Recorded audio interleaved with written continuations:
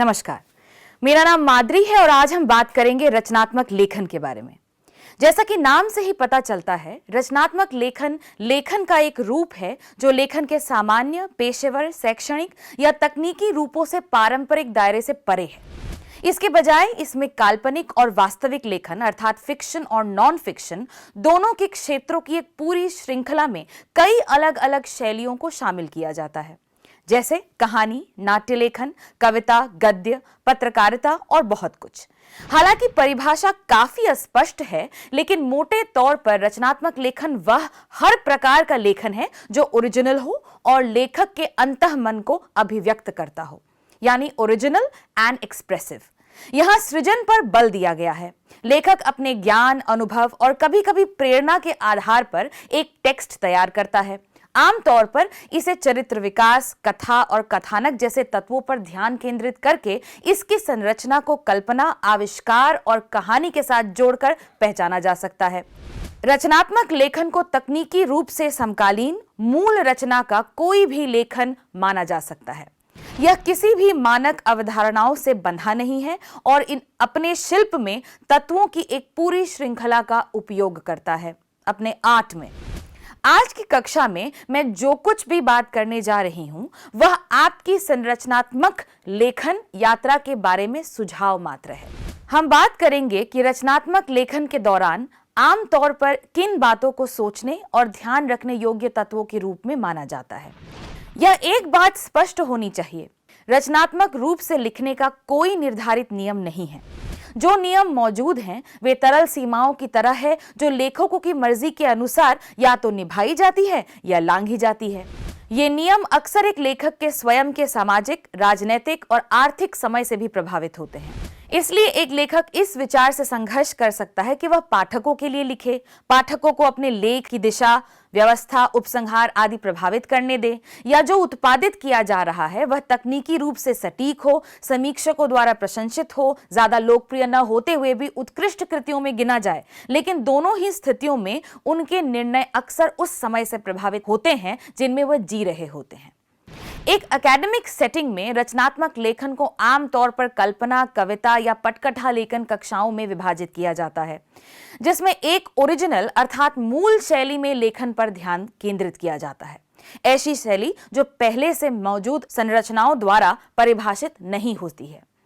कहा जाता है कि प्रत्येक लेखक की अपनी व्यक्तिगत शैली होती है, एक शैली जिसमें उनके संदर्भों में शब्दों का चयन, वाक्यों की संरचना, वाक्यांश, विशेषणों का उपयोग, किस और कितने अलग अलग साहित्यिक उपकरण और ट्रोप का उपयोग आदि शामिल है।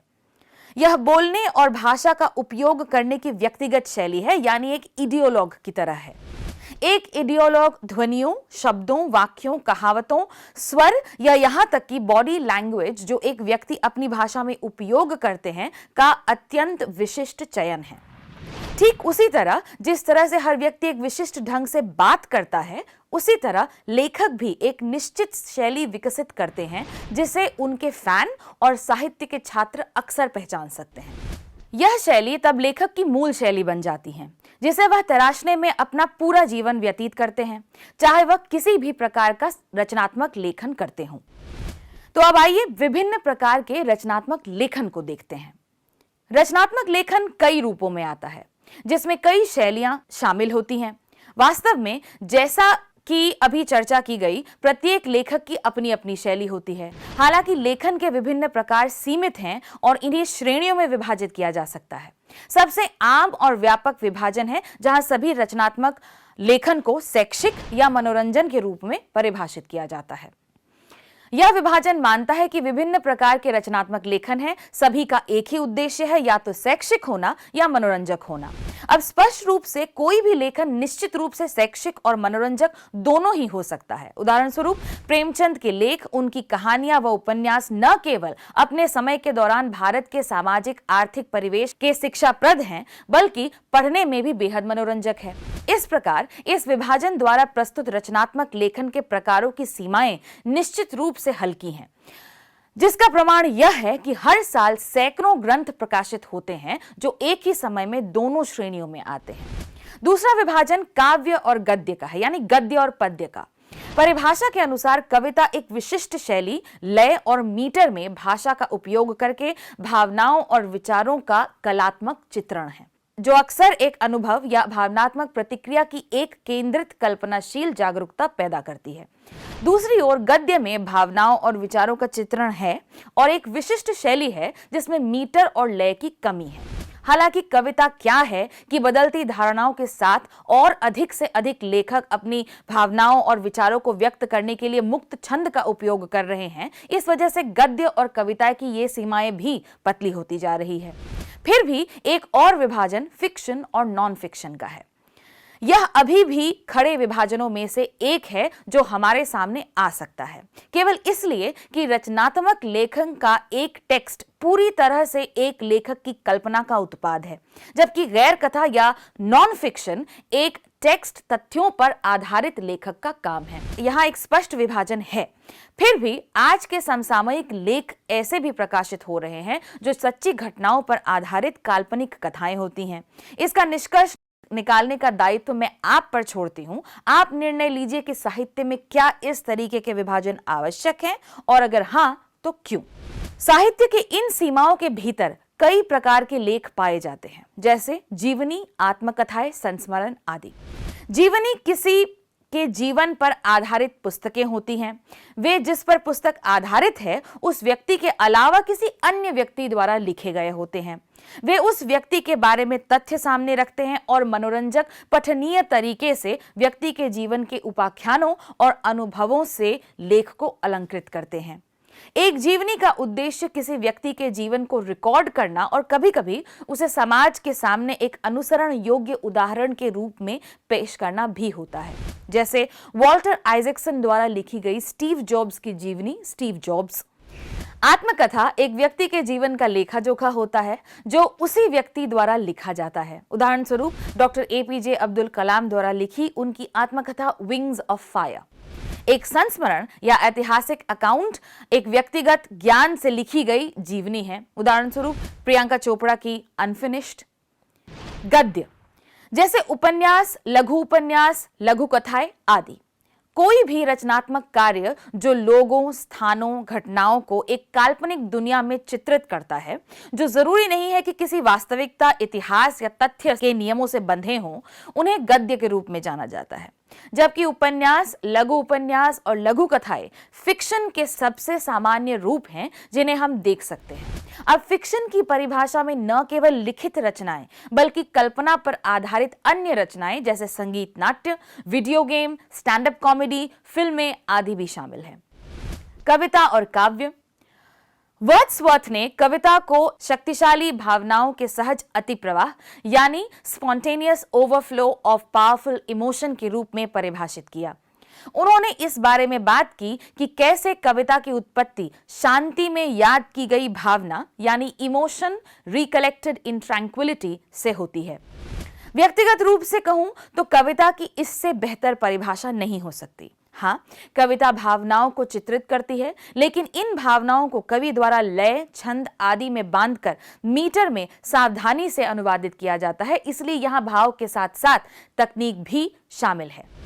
अंग्रेजी साहित्य के छात्रों द्वारा समझी जाने वाली 12 अलग अलग प्रकार की कविताएं हैं, जैसे sonnets, villanelle, haiku, ekphrastic poems, concrete poems, elegy, epigram, limerick, ballad, epitaph, ode, free verse आदि। इसी प्रकार हिंदी व उर्दू साहित्य में दोहा, चौपाई, गीत, गजल, भजन, नज्म आदि हैं। नाटक मंच पर प्रदर्शन के नॉन एक्सक्लूसिव उद्देश्य के साथ लिखे जाते हैं। ये ऐसे आख्यान हैं जो न केवल कहानी या नाटक के मुख्य विषय के साथ बनाए जाते हैं, बल्कि नायक के साथ, कहानी में पात्रों के साथ, उनकी बातचीत के साथ, उनके संवाद, वे जिन परिस्थितियों का सामना करते हैं, जिन समस्याओं का वे सामना करते हैं और उक्त समस्याओं का समाधान कैसे करते हैं, इन सभी को एक निश्चित समय सीमा के भीतर और अक्सर दर्शकों के सामने लाकर तैयार किया जाता है। विभिन्न प्रकार के नाटक भी होते हैं, उदाहरण स्वरूप त्रासदियां, कॉमेडी, नृत्य नाटक आदि। अब बात करते हैं कि रचनात्मक लेख अच्छा कैसे बनता है।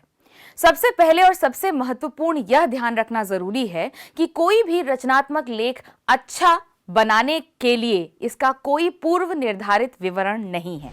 जैसा कि नाम से ही पता चलता है, रचनात्मक लेखन एक कल्पनाशील प्रक्रिया है, रचना की प्रक्रिया है, जिसे व्यक्ति के अपने सभी गुणों और व्यक्तित्वों के साथ बनाया जाता है। प्रत्येक व्यक्ति अपने जीवन के अनुभवों, अपनी वास्तविकताओं से अपनी शैली बनाते हैं। रचनात्मक लेखन एक सेट शैली में फिट नहीं होता है और इसीलिए एक संपूर्ण या परफेक्ट लेख का वर्णन करने के लिए एक छत्र परिभाषा कभी नहीं हो सकती। जरा किसी भी ग्रीक त्रासदी के बारे में सोचें, जैसे मेडेया, और फिर उसकी तुलना एक स्लैम कविता की विशेषताओं से करें। दोनों बहुत ही अलग हैं। दोनों की तुलना करना न केवल अनुचित होगा बल्कि असंभव भी होगा। हालांकि कहा जा सकता है कि कुछ सामान्य सिद्धांत हैं जिनका पालन करके कोई भी अपनी रचनात्मक लेखन को जितना हो सके उतना मजबूत बना सकता है। रचनात्मक लेखन का कोई भी अंश प्रामाणिक होना चाहिए, अर्थात ऑथेंटिक, अर्थात उसे लेखक के ज्ञान या जीवित अनुभव से आना चाहिए। उदाहरण स्वरूप, एक दलित लेखक द्वारा दलित संघर्ष पर लिखा गया उपन्यास एक प्रामाणिक ऑथेंटिक कृति है जो एक जीवंत अनुभव से निर्मित है। प्रामाणिकता दर्शकों या पाठकों का ध्यान आकर्षित करने की कुंजी है। दर्शक या पाठक किसी भी रचनात्मक कार्य का सबसे महत्वपूर्ण पहलू होता है। हालांकि यह तर्क दिया जा सकता है कि कला का निर्माण कला के लिए या केवल सृजन के लिए किया जाना चाहिए, दर्शकों की भूमिका से इनकार नहीं किया जा सकता। श्रोता, पाठक, आलोचक किसी रचना का उपभोग कर उसे वैधता प्रदान करते हैं, लेजिटिमेसी प्रदान करते हैं। इसीलिए किसी के दर्शकों या पाठकों को जानना आवश्यक है। आप किसके लिए लिख रहे हैं? आप किसके लिए किसी भी रचनात्मक कृति को बना रहे हैं? सभी महान कहानियां लक्षित दर्शकों या पाठकों को ध्यान में रखकर शुरू होती है, क्योंकि यह वही हैं जिनके बारे में आपको अपने लेखन को वास्तव में तैयार करने और उनके साथ जुड़ने के लिए जानने की आवश्यकता है। इसलिए किसी भी रचनात्मक लेखक को अपने लेखन की शुरुआत यह तय करके करनी चाहिए कि वे अपना काम किसे पढ़ाना चाहते हैं। एक बार जब आप इसे ध्यान में रखते हैं तो आपका लेखन स्वाभाविक रूप से एक दिशा लेना शुरू कर देगा और इस तरह से प्रवाहित होगा जो आप दर्शकों या पाठकों को उपयुक्त लगेगा। एक और बात ध्यान में रखनी है कि जिस पर आपकी पकड़ है, एक ऐतिहासिक घटना, किसी विशेष समय के सामाजिक सांस्कृतिक परिवेश, एक व्यक्ति, एक विषय आदि, उसी के बारे में लिखना है। अक्सर सबसे अच्छी कहानियां वे होती हैं जिनमें हम हमारे अपने जीवन को जोड़ सके या दूसरे तरीके से खुद से संबंधित कर सके, या वे कहानियां हैं जो इतनी प्रामाणिक लगती है कि आप कल्पना कर सकते हैं कि यह लेखक के अपने जीवन के बारे में है। अब इसका मतलब यह नहीं कि आपको सचमुच अपने जीवन के बारे में ही लिखना है या लेखक केवल अपने जीवन के बारे में लिखकर ही सफल हो सकता है। साहित्य की कुछ महान कृतियां लेखक के प्रथम व्यक्ति दृष्टिकोण यानी फर्स्ट पर्सन पर्सपेक्टिव से लिखी गई हैं। उदाहरण स्वरूप, मार्गरेट एटवुड द्वारा लिखी गई हैंडमेड्स टेल, शार्लेट ब्रॉन्टे की जेन आयर इत्यादि। बेशक इसका मतलब यह भी नहीं है कि अच्छा होने के लिए किसी को केवल फर्स्ट पर्सन के दृष्टिकोण में ही लिखना चाहिए। एक लेखक के नाते आपको वही करना है जो आपकी चुनी गई शैली के लिए सही लगता है। अब चयनित शैली के आधार पर लेखक के पास रचनात्मकता का विकल्प है। रचनात्मकता ही आपको आपकी शैली में लेखन के अन्य कृतियों से अलग करती है।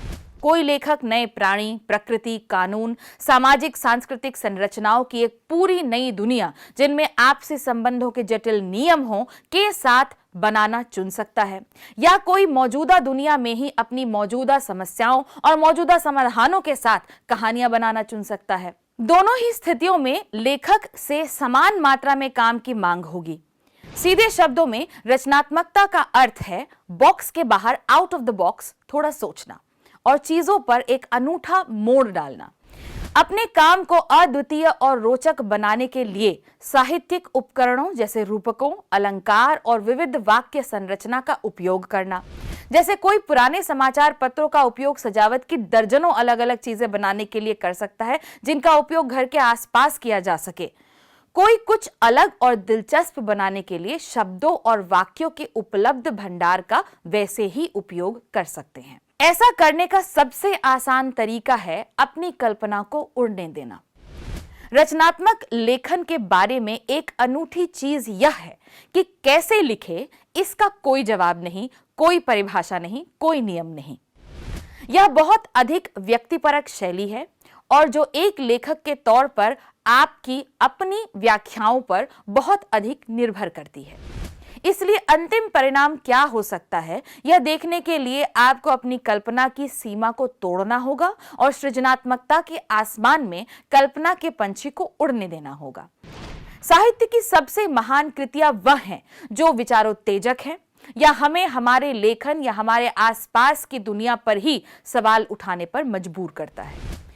इसलिए लेखक के तौर पर आप सोचिए कि आपकी कहानी हमें कहां ले जा सकती है। ऐसा करने का एक आसान तरीका है W प्रश्न पूछना, यानी who, what, why, where, how. आपकी कहानी में कौन है, वे कहां हैं, उनके साथ क्या हो रहा है, ऐसा क्यों हो रहा है, वे अपनी स्थिति से कैसे बाहर निकलने वाले हैं, आगे क्या होता है, आदि। रचनात्मक लेखन की ढीली सीमाओं के बावजूद आपके द्वारा बनाए गए साहित्य के किसी भी कृति के लिए एक कहानी का ढांचा तैयार करना एक अनुकरणीय सलाह है। स्टोरी आर्क आपके लेखन को दिशा और उद्देश्य देने में महत्वपूर्ण भूमिका निभाता है, जिससे आपको बिना किसी अतिरिक्त सामग्री के पूरी रचना को अच्छी गति और प्रवाह से लिखने में मदद मिलती है। अभी अभी जिस W क्वेश्चन एक्सरसाइज की हमने बात की, उसका प्रयोग आप अपनी कहानी के इस ढांचे को तैयार करने के लिए भी कर सकते हैं। रचनात्मक लेखन में उपयोग की जाने वाली कुछ तकनीकें आइए देखते हैं क्या होती हैं। अपने लेखन को विशिष्ट बनाने के लिए लेखक अक्सर कई रचनात्मक लेखन तकनीकों और साहित्यिक उपकरणों का उपयोग करता है, जिनमें शामिल है चरित्र विकास, गहराई, व्यक्तित्व और स्पष्ट लक्ष्यों या प्रेरणाओं के साथ एक पूर्ण यथार्थवादी चरित्र बनाने की प्रक्रिया को चरित्र विकास कहते हैं।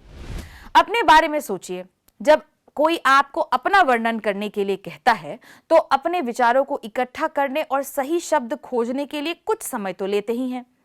अपने पात्रों के साथ भी यही अभ्यास करना चाहिए।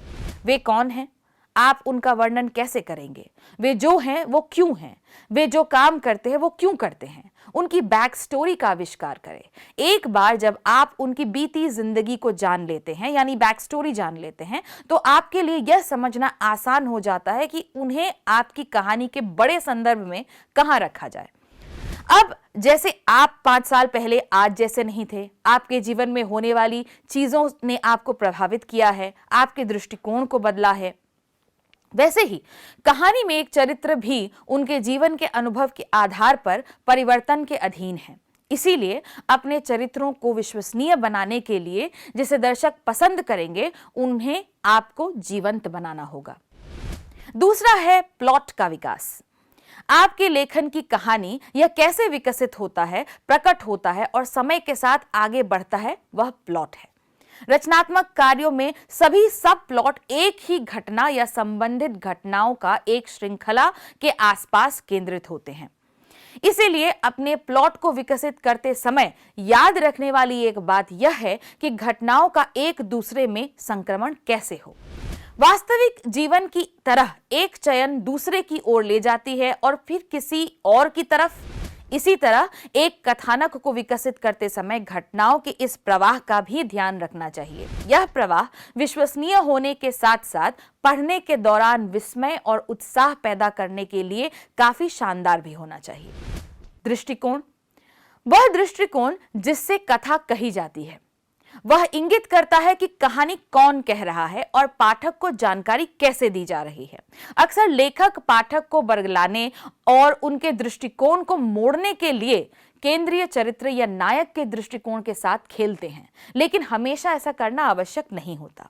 जैसा कि पहले भी कहा गया है, लेखक के तौर पर जैसा आपको सही लगे वही अपनी कहानी कहने के लिए उसी उपकरण को अपनाना चाहिए। संवाद उन भाषणों और वार्तालापों को संदर्भित करता है जिनका उपयोग पात्र एक दूसरे से बात करने के लिए करते हैं। संवाद और एक चरित्र द्वारा चुने गए भाषा विकल्प उनके व्यक्तित्व को परिभाषित करने के लिए मददगार होते हैं और बहुत ही महत्वपूर्ण हो सकते हैं। साहित्यिक उपकरण, रचनात्मक लेखन को अधिक कल्पनाशील और वर्णनात्मक बनाने के लिए रूपक, उपमा, अलंकार एवं रसों का उपयोग लेखकों द्वारा अपने लेखन को अधिक जीवंत, रोचक और आकर्षक बनाने के लिए असंख्य तरीकों से किया जाता है।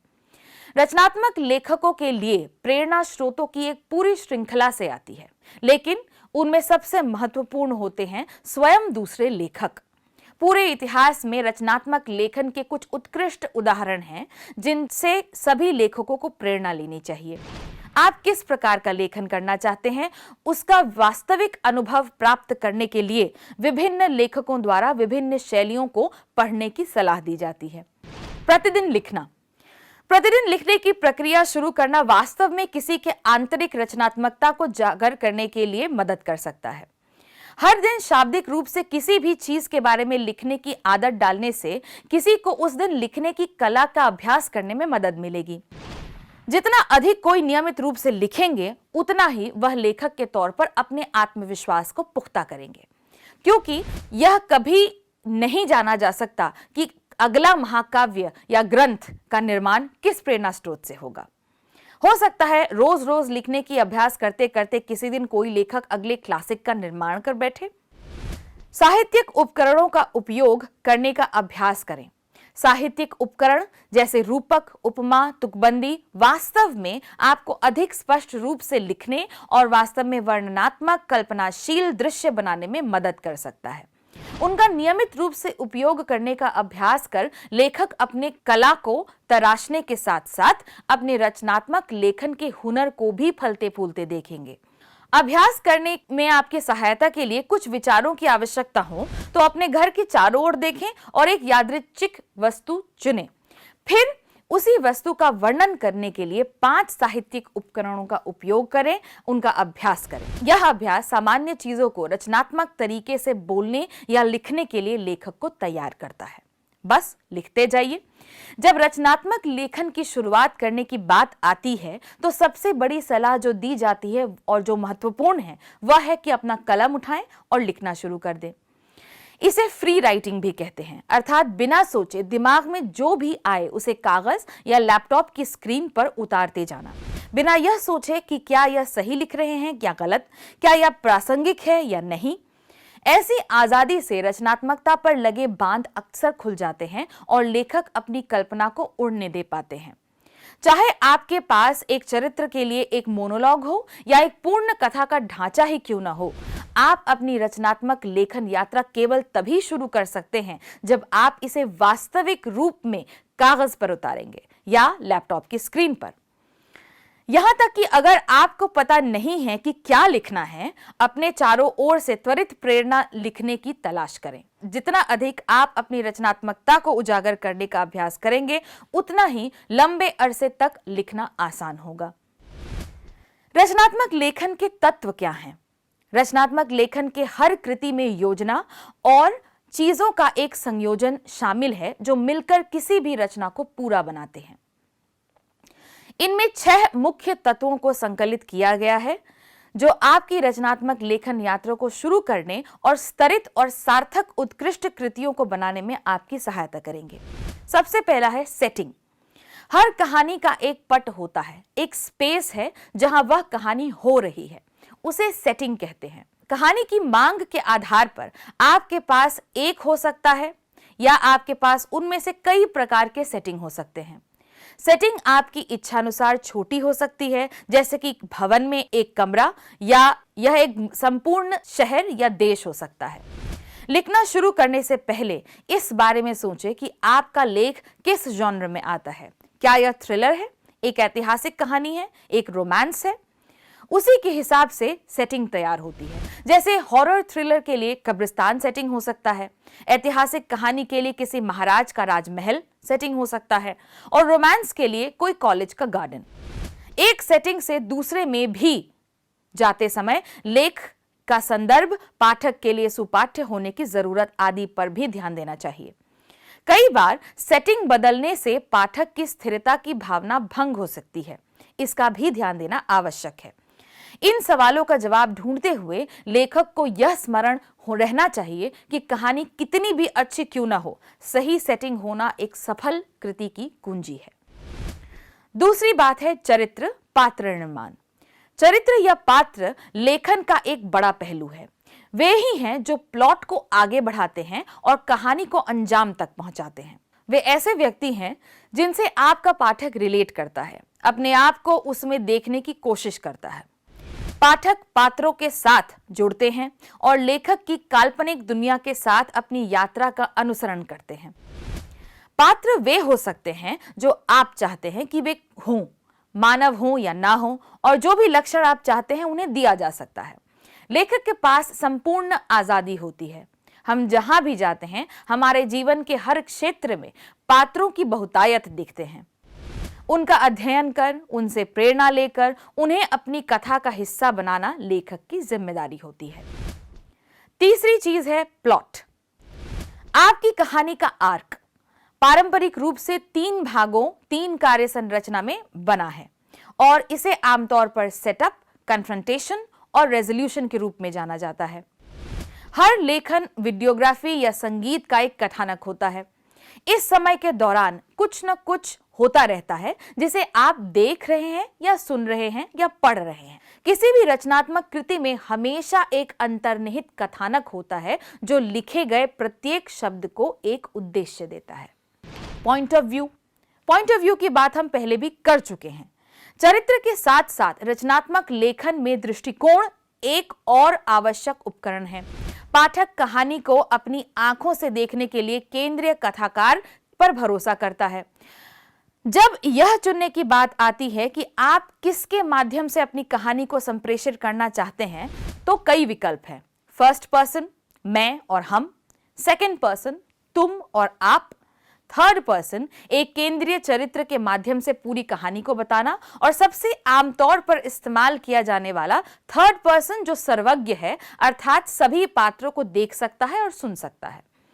लेखक वह दृष्टिकोण चुनते हैं जो उनकी कहानी को उस तरह से प्रस्तुत करता है जिस तरह से वह उसे बताना चाहते हैं। 5वां पॉइंट है संघर्ष।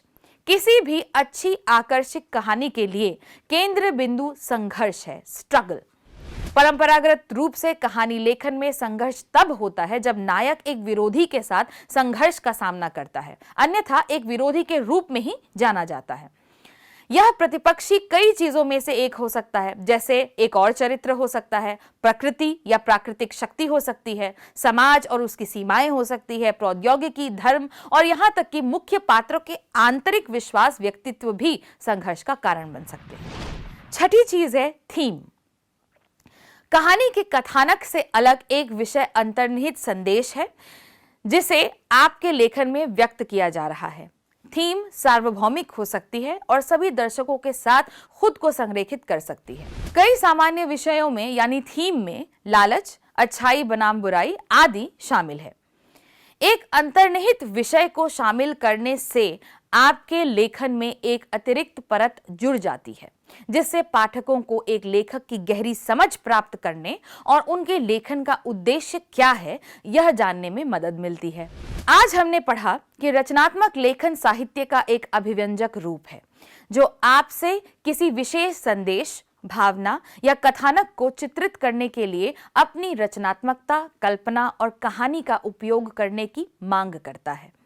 यह लेखन के अन्य रूपों की पारंपरिक सीमाओं की अवहेलना करता है और पूरी तरह से हमारी अपनी प्राथमिकताओं और अनुभवों के अधीन है। यदि कोई रचनात्मक लेखन के साथ शुरुआत करना चाहते हैं, उनके लिए यह महत्वपूर्ण है कि जितना हो सके साहित्य पढ़ने और लिखने की दुनिया में डूब जाए। और हाँ, किसी भी रचनात्मक कार्य को शुरू करने की कुंजी है बस शुरू कर देना।